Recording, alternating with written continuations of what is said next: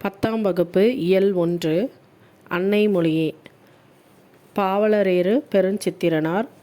சாகும்போதும் தமிழ் படித்து சாக வேண்டும் என்றன் சாம்பலும் தமிழ் மணந்து வேக வேண்டும் என்று கூறியவர் க. சச்சிதானந்தன்.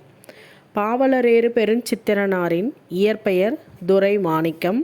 அவர் நடத்திய இதழ்கள் தென்மொழி, தமிழ்ச்சிட்டு.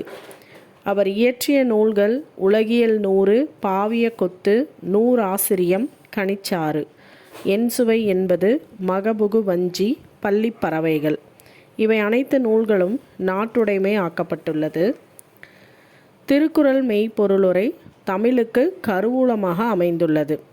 நற்றிணை, நல்ல குறுந்தொகை, ஐங்குறு 100, ஒத்த பதிற்று 10, ஓங்கு பரிபாடல், கற்றறிந்தார் ஏத்தும், கலியோடு, அகம் புறம் என்று இத்திரத்த 8 தொகை.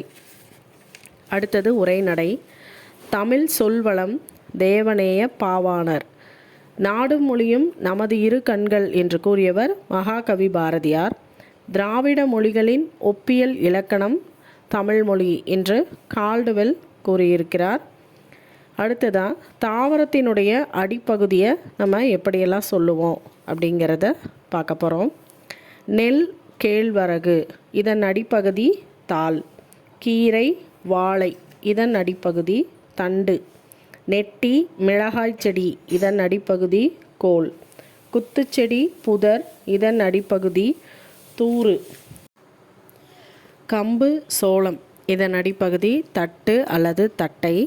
கரும்பின் அடிப்பகுதி களி. மூங்கிலின் அடிப்பகுதி களை. புளி, வேம்பு இதன் அடிப்பகுதியை அடி அப்படின்னு சொல்லுவோம். கிளை பிரிவுகள். தாவரங்களின் அடியிலிருந்து பிரிந்து செல்லும் பிரிவுகளுக்கு வழங்கும் சொற்கள். கவை, அடிமரத்தினின்று பிரியும் மாபெரும் கிளை. கொம்பு அல்லது கொப்பு அப்படின்னு கவையினுடைய பிரிவு சொல்கிறோம். கிளை, கொம்பின் பிரிவு. சினை, கிளையின் பிரிவு. போத்து, சினையின் பிரிவு. குச்சி, போத்தின் பிரிவு. இணுக்கு, குச்சியின் பிரிவு.